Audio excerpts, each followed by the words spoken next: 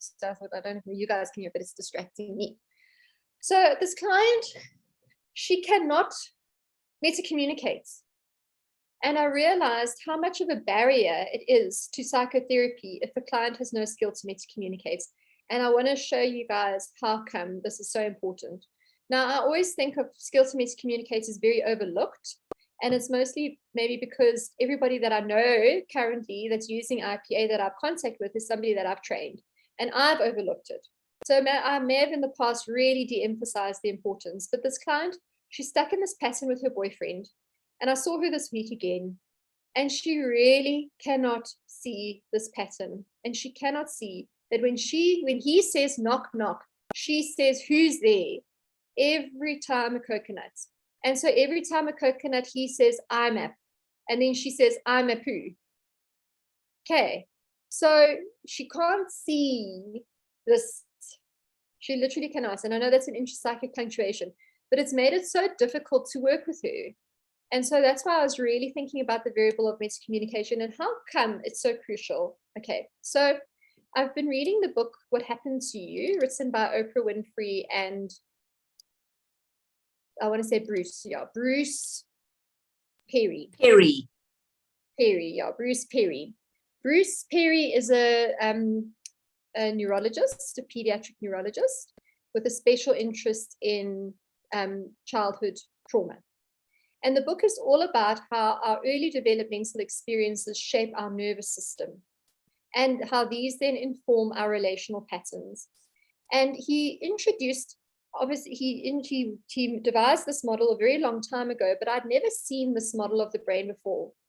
And I've added a little bit to it in terms of helping my clients understand their processes. And it's been very, very, very beneficial to my clients and to me as well.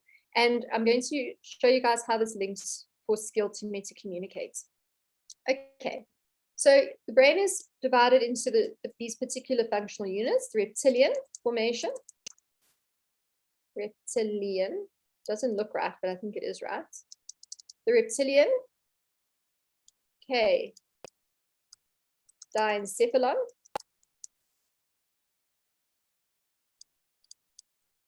limbic, and cortex. Okay. Oh, you know what? I've done it upside down. So if I'd done this on a piece of paper, I would have just turned the piece of paper upside down. But it's actually an upside down triangle. Draw, maybe something was funny. So it's actually an upside down triangle.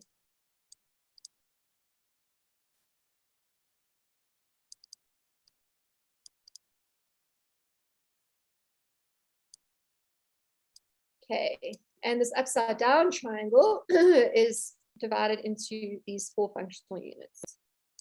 Reptilian, diencephalon, limbic, and cortex. No wonder it looked different. I was like, there's something wrong here.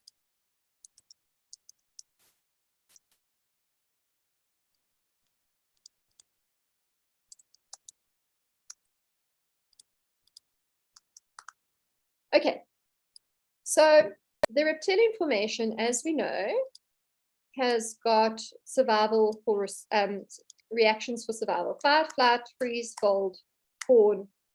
Fight, flight, freeze, fold, and fawn. Okay, so those are the responses: fight or flight, and then that's in your sympathetic nervous system, and then you've got freeze, fold, fawn over there. Okay. So the reptilian formation has no thought, no logic, no reason, just stimulus response for survival. See what's here in the group chats. Oh, okay, Rubina.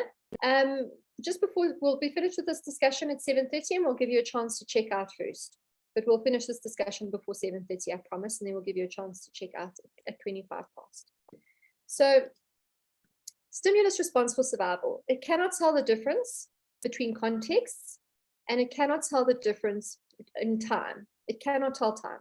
It only knows the stimulus and the response. And the stimulus and the response get paired. Now, if there is a particular stimulus, now here's the other thing. is all sensory data comes in here first. All of it. There is no sensory data that goes to any other functional unit first. It all comes in here first. And if the sensory data is paired with any fear, any pain, any threat to survival, the reptilian formation sends a reaction for survival up the brain that the cortex then enacts. Okay, reaction for survival. Okay, so a stimulus gets paired with a response. Now, if that happens enough times, a link gets made. Where it's like, if you sneeze, what do I say? Please. If I say knock knock, you say who's there? So this stimulus, now here's the other thing, is that the amygdala learns by association of ideas. So it is now not just a stimulus, but it becomes a class of stimuli.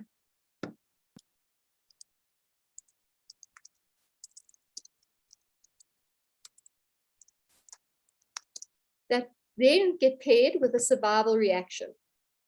So in the book, he says your stepfather was always shouting at you. So when the waiter, who also has a bushy mustache, when he leans over to fill your water and you have a panic attack, but you don't know why, it's because your amygdala has learned that brown bushy mustache equals danger. Must fight, flight, freeze, fold, or fawn. Okay. So now it's an entire class of stimuli, no longer just a stimulus. And then I'll say to my clients, and I think for you, the class of stimuli is disappointing others. Or the class of stimuli is men being emotional. Or the class of stimuli is being a burden. Or the class of stimuli is being judged. So your amygdala has no thought, no logic, no reason. But previously, when you experience any of these, it was experienced as so threatening that your reptilian formation sent data up your nervous system and it creates a reaction for survival. And then I'll usually say to my client, and your favorite one is fawn, or your favorite one is flight, or your favorite one is fight. That's the one it's a paired response. Okay. So what we do in therapy, I'm going to save this. What we do in therapy is that we actually break the link. We break that link. And we do that through brain-based therapy. We do that through corrective experiences. We break the link. And so that there's an opportunity for a new kind of response. So now, when that stimuli comes in, the amygdala does not class it as a threat. So the amygdala says, I don't have any thoughts about this, diencephalon. What do you think?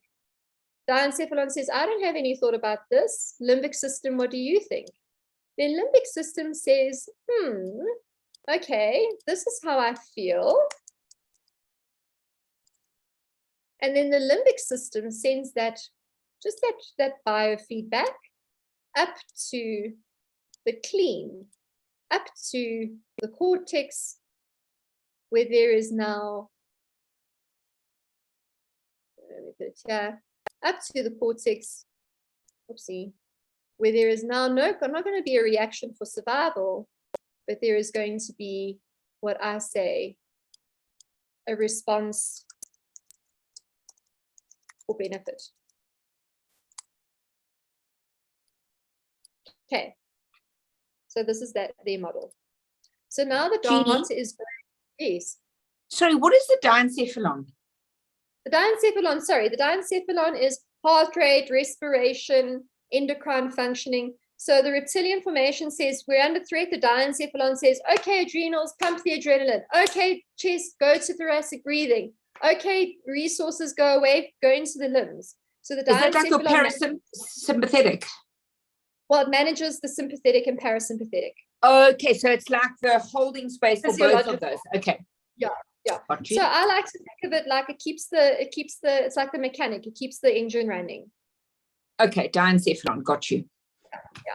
And then your limbic system is your emotional brain. Now clients will ask me, so why is the limbic system important? I said, because these are important, these are emotional things we're dealing with. And your limbic system is valuable information. So it's like your weather app on your phone. It tells you how best to look after yourself in the day. But we don't want to react to that. We want to feel it. Then we want to think about what we feel. We want to feel. Then we want to think about what we feel. And then we can respond for benefits. Okay. So then we no longer have stimulus response. We have, okay, a stimulus comes in. It's no longer experienced as threatening for survival. It might be unpleasant. So how am I going to respond to that for my benefit? It might actually be pleasant. How am I going to respond to that for my benefit? Okay, now all this having been said, why on earth do we then need to have skill to meta-communicate? Where does skill to meta-communicate live in this model, right? It lives over here. Don't want that color. It lives over here. So why are we worrying about skill to meta-communicate? What do you guys think?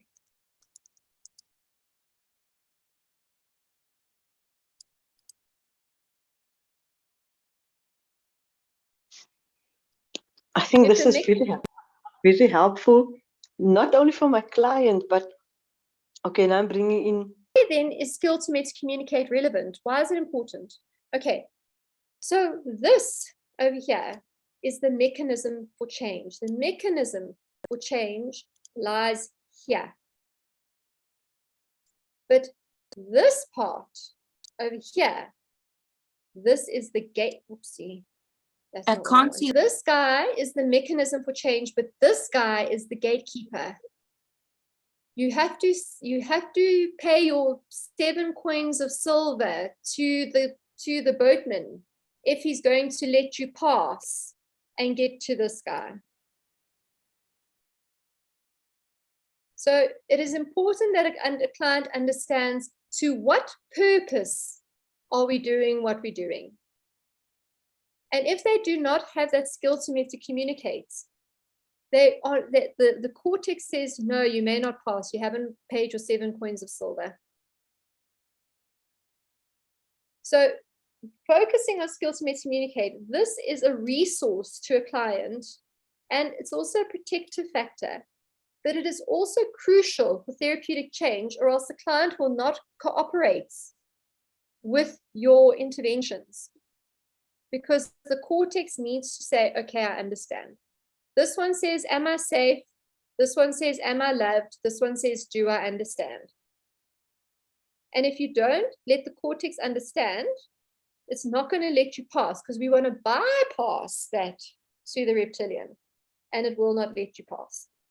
Now, Mark Kahn told me a very interesting technique that he's using for clients when they come out of brain spotting or hypnosis that are a bit foggy. He says he starts asking them, what's 3 times 3? What's the square root of 25? What's the capital of Egypt? So asking them questions that activate their cortex and that dissociate, and then they come back into the room. I had a client today, we were busy looking at this model and her patterns.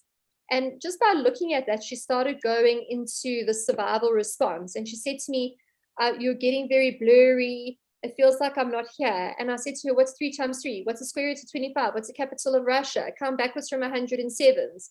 And she answered them. And then I said, and now how do you feel? She said, oh no, I feel completely fine. So we got her back into her cortex, where she could then respond for benefits, instead of her firing from her reptilian, where she was reacting for survival. And that is why skill to meta-communicate is incredibly important. And I just find this whole model is just so helpful with understanding clients. So their relational patterns are bred from survival, and they repeat across context because of the stimulus response is being paid, whatever that is. could be intimacy, could be closeness, could be performance, could be anything, then this particular response. And what we want to do is we want to break the link between the stimulus and the response so that we can introduce equipotentiality instead of equifinality. So Jeannie, am I understanding right that if you are in that reptilian phase and you're feeling, dysregulated and overwhelmed, you actually can't meta-communicate, you can't, use the cortex to actually process what is happening? Like I'm thinking like in a relationship with a couple where something happens, it triggers a response, it triggers something like frustration, it turns into the same argument every time. You can't think and say, well, when you say that, I got frustrated, and when I got frustrated, I said that, and then we fought, because you're just feeling, like you said, that fight or flight response. Are you saying, yeah? You might even be aware that what you're doing is ineffective, but you can't help it. Yes. And I think it's often Because watching something happen out of your control and watching something play out in front of you and going, this is not what I wanted, but it's happening anyway. I can't help myself. It's interesting to note that the myelination around the neurons in the reptilian formation is thinner than the myelination around the neurons in the cortex. So they talk to each other quicker. Okay. Which one talks to each other quicker? In the reptilian, the myelination is thinner. Sure. Okay. So the reptilian neurons talk to each other faster than the cortical neurons. That's why you can't sometimes help but react instead of respond. Exactly. Sure. And it sends up that reaction for survival where you cannot actually do anything about it. So you have to calm this. But the only way to get to this is to convince this to let you pass.